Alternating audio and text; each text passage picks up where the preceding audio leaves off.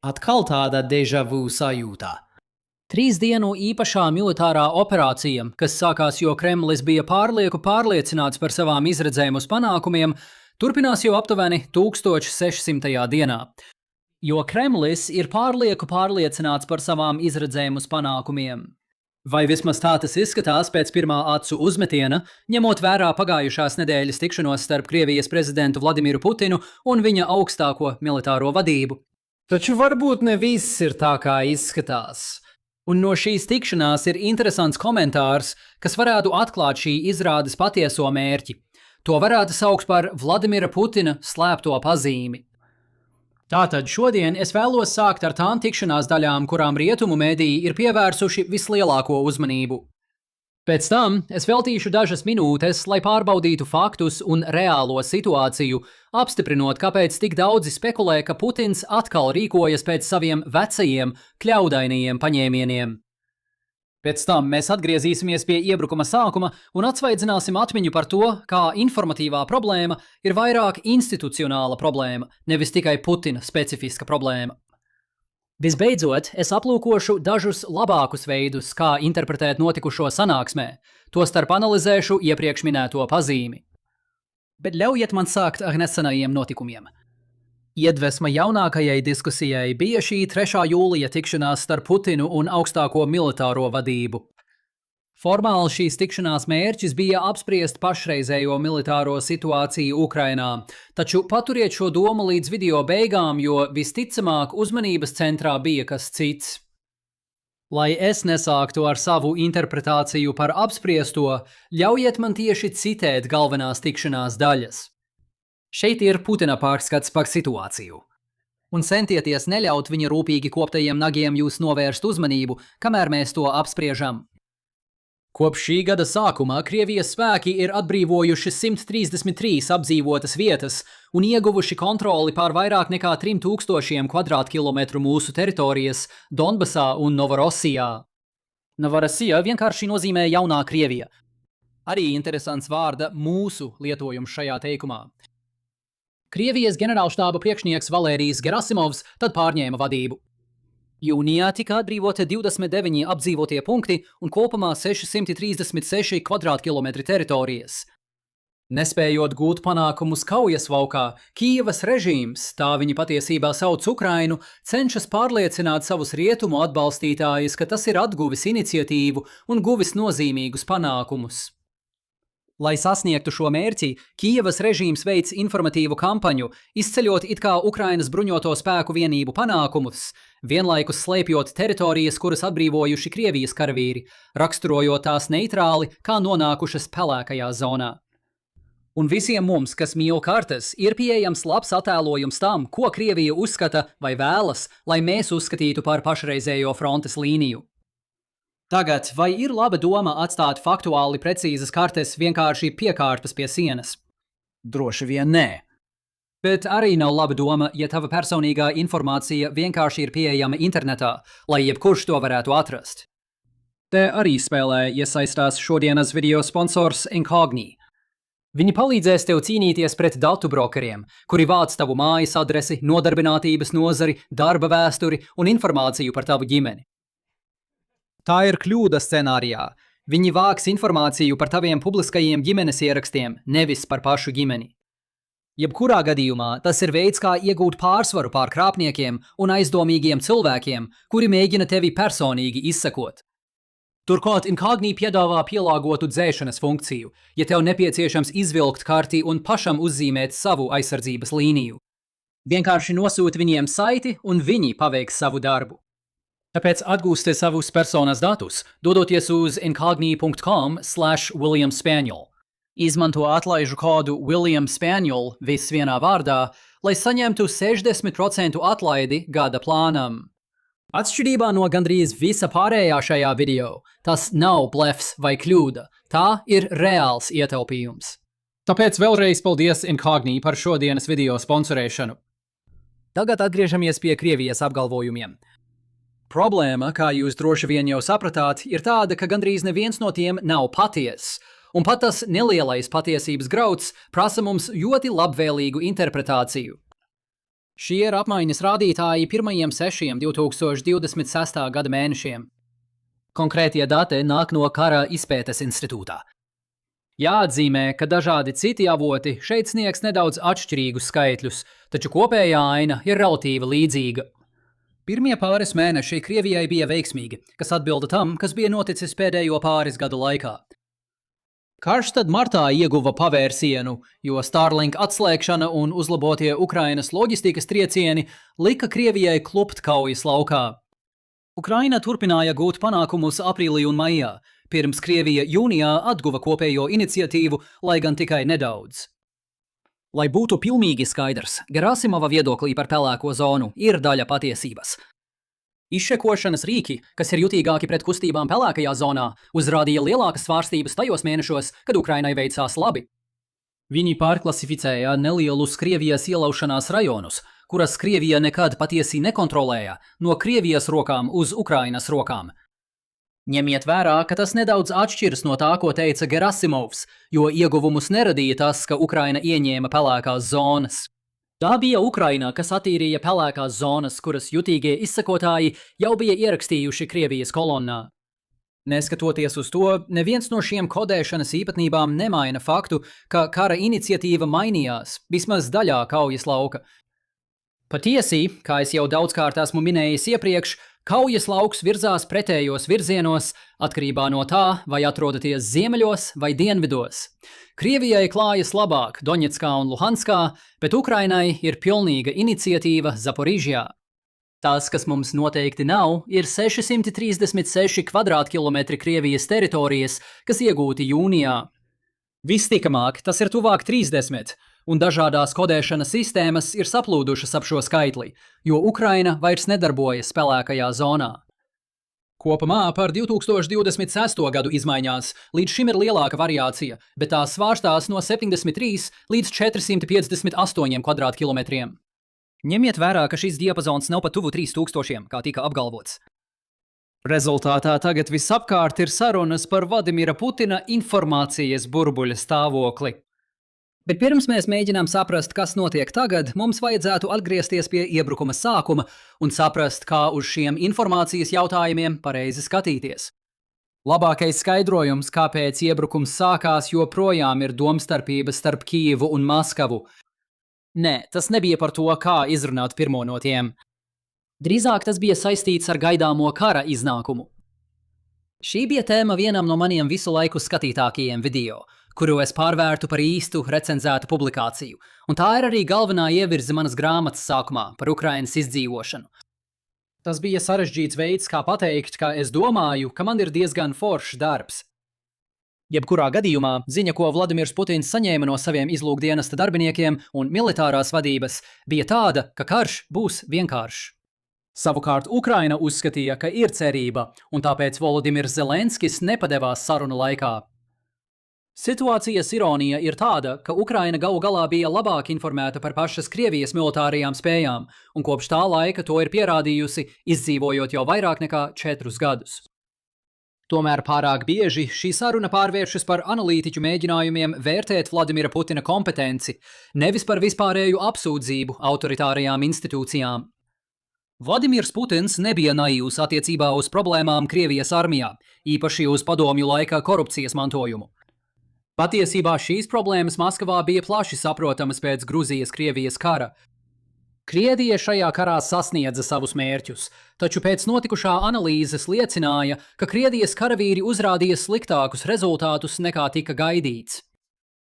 Tas noveda pie pretkorupcijas iniciatīvām problēmas risināšanai, kuras ieguva ironisku pieskaņu, jo vienu no šādām komisijām vadīja cilvēks, kurš pats tika atlaists aizdomīgos apstākļos. Iezīmē sev. Nedrīkst uzturēties manas mīļākās dzīvoklī, kad viņai ir vairāk nekā $1 000 000 vērtas mantas. Ātri pārējot uz 2022. gadu, bija situācija, kurā Putins apzinājās, ka Krievijas armijai var rasties problēmas, taču viņš nevarēja būt pārliecināts. Arī tas ir autokrātisko institūciju rezultāts. Ir bīstami vadītājiem ieteikt, ka lietas neiet tik labi, jo tas var slikti atsaukties uz tevi un iespējams radīt negatīvas sekas, kas saistītas ar logiem. Tikmēr mediji, kas parasti kalpotu kā buferis mazāk ekstrēmām problēmām, kas rodas demokrātijās, tiek būtiski novājināti no valdības puses, lai nodrošinātu, ka revolucionāra doma klusētu. Tādējādi Putins bija tālu no naivuma. Viņš vienkārši atradās situācijā, kurā var nonākt jebkurš parasts autokrāts, kad viņš zina, ka pastāv problēma un ka ir veikti centieni šo problēmu atrisināt, bet viņš nezina šo centienu rezultātu. Pārlaiksim uz priekšu vēlreiz, šoreiz par dažiem mēnešiem. Putins saņēma skaidru atbildi. Tās augstās cerības par iespējams 3 dienu ilgu speciālo militāro operāciju izrādījās veltas. Krievijai nācās atkāpties no Kijevas, un arī progress austrumu frontē nebija tik labs, kā bija cerēts. Tad Putins sāka tīrīt savas rindas, lai mēģinātu vēlreiz atrisināt korupcijas problēmas. Pagāja vēl apmēram pusgads, līdz jaunā komanda nostiprinājās un sāka risināt problēmas. Jāatzīmē, ka tas notika tikai pēc tam, kad Ukraina bija sākusi savas pretuzbrukuma operācijas Harkivas un Hersonas virzienā. Tomēr problēma šeit ir mazāk saistīta ar personālu un vairāk ar autokrātiskajiem stimulu mehānismiem. Jaunais sastāvs ieradās ar solījumu labot iepriekšējā personāla kļūdas. Viņiem bija skaidrs mandāts un skaidra panākumu kritērija. Tomēr pagājuši 2 gadi šie skaidrie kritēriji ir sākuši izplēnēt, un jaunais sastāvs ir iesakņojies tajā pašā autokrātiskajā sistēmā kā iepriekš. Jebkādas militāras problēmas, kas pastāv šodien, tagad ir viņu problēmas. Tādējādi viņiem ir tāda pati motivācija, kā pirms 4 gadiem slēpt problēmas no Putina. Un tieši tāpēc ir ticami, ka Putins joprojām lasa pārlieku optimistiskus kara novērtējumus. Atkal, šis nav stāsts par Putina naivitāti. Tas ir stāsts, ko jebkurš no mums piedzīvot, un ko jebkurš cits autokrāts šobrīd piedzīvo, ņemot vērā sistēmu stimulu struktūras. Ņemot to vērā, mums tagad jāpāriet pie mūsu šodienas pēdējās tēmas, proti, vai tas patiešām tā ir? Jo, atsaucoties uz šo tikšanos, kartēm uz sienas un apgalvojumu absurditāti, mums patiesībā nav pārliecinošu pierādījumu par Putina informācijas burbuli, kā to norāda daudzi komentāri internetā. Ļaujiet man piedāvāt jums 3 alternatīvus skaidrojumus tam, kas patiesībā notika šajā tikšanās reizē. Pirmais iespējamais variants ir tas, ka šīs tikšanās saturs bija domāts mums, rietumu novērotājiem. Tā bija dezinformācijas propaganda, kas bija paredzēta, lai mainītu stāstījumu, ka Ukrainai pašlaik klājas labi. Jūs varat saprast, kāpēc viņi ieplānoja šo tikšanos tieši šajā laikā, ņemot vērā pieaugošo optimismu rietumos gan Ukrainas panākumu dēļ Zaporižjas virzienā, gan arī pastiprināto uzbrukumu dēļ Krievijas naftas infrastruktūrai. Turklāt nākamajā dienā bija telefona zvans Donaldam Trumpam. Ja tas tiešām notiek, es to raksturotu kā visu laika izšķiešanu. Nezinu, kurš uzskata Vladimiru Putinu par neitrālu, labas informācijas vērtētāju. Tas noteikti nav kāds, kurš vēl nav izlēmis vai atbalstīt Ukrainu. Otra iespēja, un uz to es liktu savu naudu, ir tāda, ka tas bija demonstratīvs priekšnesums Krievijas iekšējai auditorijai. Un es domāju, ka teatrāls uzvedums ir pareizais izteiciens, ko šeit lietot. Putins uz sanāksmi ieradās maskēšanās ērpā. Šī nebija pirmā reize, kad viņš darīja ko tādu. Tagad es parādīšu vecus arhīva kadrus, kuros viņš dara to pašu. Putins vēlas izskatīties kā militāri kompetents līderis, kurš vada Krievijas federāciju uz neizbēgamu uzvaru. Ja tu visu uztver burtiski, tad šai sanāksmei bija milzīga sajūta, ka to visu varēja atrisināt ar ēpastu. Un noteikti nebija nekādas militāras nepieciešamības to ierakstīt, ja vien viņi nemēģināja izpatikt man un manai neapmierināmajai apetītei pēc vēl vairāk arhīva kadru. Tomēr, atšķirībā no rietumu mediju vides, Putina vārdiem ir nozīme daļai Krievijas iekšējās auditorijas. Un šeit laiks ir izšķirošs. Karš tagad ir skāris vairāk Krievu viņu pašu mājās nekā jebkad agrāk. Ziņojums, ko Putins cenšas nodot, ir tas, ka viņš saprot, ka uz startautiski atzītas Krievijas teritorijas notiek uzbrukumi. Viņš saprot, ka Krievijas tautā tagad saskaras ar grūtībām. Bet viņš arī vēlas, lai jūs saprastu, dārgais Krievijas pilsoni, ka šie upuri nebūs veltīgi. Krievija virzās uz uzvaru Ukrainā. Viņam tikai vajag, lai jūs izturētu vēl dažus gadus šīs 3 dienu īpašās militārās operācijas, lai viss piepildītos. Atgriežoties pie realitātes, Putins zina, ka tas, ko viņš saka, nav faktuāli pareizi. Bet ko jūs sagaidāt, lai viņš dara? Lai viņš pasaka Krievijas sabiedrībai, ka viss ir pārvērties haosā un Kremlis vairs nekontrolē situāciju? Te ir vēl viens ieskats šajā domāšanas procesā, atkal tieši no sanāksmes. Putins teica, jo vairāk triecienu ienaidnieks mēģina veikt pret mūsu civilās infrastruktūras objektiem, un, protams, mūsu galvenā prioritāte ir darīt visu nepieciešamo, lai aizsargātu šos objektus un civiliedzīvotājus. Jo vairāk šādu mēģinājumu viņi veiks, jo plašāku drošības zonu mēs būsim spiesti izveidot blakus esošajā teritorijā. Jo īpaši tāpēc, ka šī teritorija, tāpat kā citas teritorijas, par kurām mēs šodien runājām, vēsturiski ir Krievu zeme. Tas viss virspusēji izklausās saprātīgi, ja pieņem, ka Ukraina patiesībā ir Krievija. Bet ļaujiet man uzsvērt patieso argumentu, kas šeit tiek izteikts, jo tas ir tas galvenais signāls, uz kuru es atsaucos šodienas sākumā. Jo vairāk triecienu ienaidnieks mēģinās veikt pret mūsu civilās infrastruktūras objektiem, jo plašāku drošības zonu mēs būsim spiesti izveidot blakus esošajā teritorijā. Tam nav nekādas stratēģiskas jēgas, nekādas, vismaz ņemot vērā Krievijas spēju ierobežojumu. Un tas ir skaidrs ikvienam, kurš saprot šī kara pašus pamatus, tostarp Krievijas militārajam personālam un Putinam. Ja jūs vēlaties, lai Ukraina pārtrauc bombardēt jūsu naftas infrastruktūru, jums būtībā ir divas iespējas. Viena iespēja ir pārņemt visu Ukrainu savā kontrolē. Otra iespēja ir panākt vienošanos. Mēs zinām, ka Krievija nav spējīga īstenot pirmo variantu. Tad labākais, kas var notikt vidējam Krievijas pilsonim, ir, lai Kremlis izvēlētos otro variantu. Bet Vladimirs Putins vēlas turpināt, tāpēc viņš izvirza argumentu par Donbasu. Un pat ja lielāku Donbasa daļu sagrābšana nepalīdzēs pasargāt naftas infrastruktūru, jo Ukraina var palaist savas tālas darbības raķetes un dronus no jebkuras valsts vietas. Tātad tas ir māņu manevrs Krievijas sabiedrības labā vai nelabā. Palīdziet mums nodrošināt kontroli pār Donbasu, lai mēs varētu sasniegt savus mērķus, un uzticieties mums, ka tas samazinās jūsu degvielas izmaksas. Tas nav labs arguments. Pēdējā iespēja ir tā, kas ir visstrateģiski sarežģītākā. Putinam ir stimuls signalizēt rietumu auditorijai, ka viņam ir ievērojami pārspīlētas cerības par kara iznākumu, lai iegūtu pārākumu sarunās. Iedomājieties, ka Ukraina pilnībā apzinās, ka tas ir sagaidāmais kara iznākums, un ka laukumi pa kreisi un pa labi atspoguļo attiecīgās kara izmaksas Ukrainai un Krievijai. Viss, kas atrodas starp dzelteno un sarkano līniju, tādēļ abām pusēm ir vēlams salīdzinot ar karu, kas tiek izcīnīts līdz galam. Tomēr jūs pamanīsiet, ka izvēloties vienu no šīm robežām, nevis citu, mainās tas, kā tiek sadalīti ieguvumi un zaudējumi. Ukraina, piemēram, patiešām vēlētos gala sadalījumu, kas izskatās šādi, ļoti tuvu tam, kādai vajadzētu būt Krievijas patiesajai minimālajai prasībai. Bet iedomājieties, ka Krievija varētu veiksmīgi pārliecināt Ukrainu, ka Kremļa paša vērtējumi izskatās vairāk šādi. Tad darījums, ko mēs tikko piedāvājām, Maskavas lēmumu pieņēmējiem izskatās nepieņemams. Ja Ukraina vēlas panākt vienošanos, tad iespējams tai jāizsaka piedāvājums, kas izskatās šādi, kas no Kremļa skatpunkta ir pietiekami, lai noslēgtu darījumu. Ņemiet vērā, ka tas ir arī labāk Ukrainai, nekā turpināt cīņu līdz militāram iznākumam un pierādīt, ka Ukraina bija pareiza, bet Krievija kļūdījās.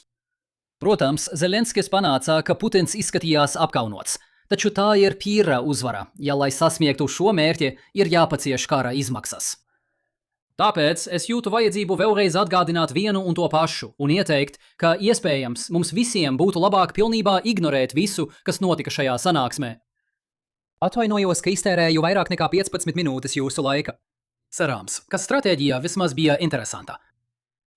Jebkurā gadījumā laikam mums vajadzētu ķerties pie galvenajām atziņām. Ir pilnīgi ticami, ka Putins nav pilnībā informēts par pašreizējo situāciju. Tas, visticamāk, ir autoritāras institucionālās uzbūves rezultāts, nevis naivitātes dēļ. Tomēr sanāksme, kas piesaista visu uzmanību, drīzāk uzskatāma par mēdīju cirku, kāda interesēs vai nu mums, Krievijas pilsoņiem, vai Ukrainai. Vēlreiz paldies Incognī par šodienas video atbalstīšanu. Dodieties uz incognī.com/WilliamSpaniel un izmantojiet atlaižu kodu WilliamSpaniel, lai saņemtu 60% atlaidi gada plānam. Ja jums patika šodienas video, lūdzu nospiediet patīk, dalieties ar to un abonējiet kanālu. Un tiekamies rīt! Saudzējiet sevi!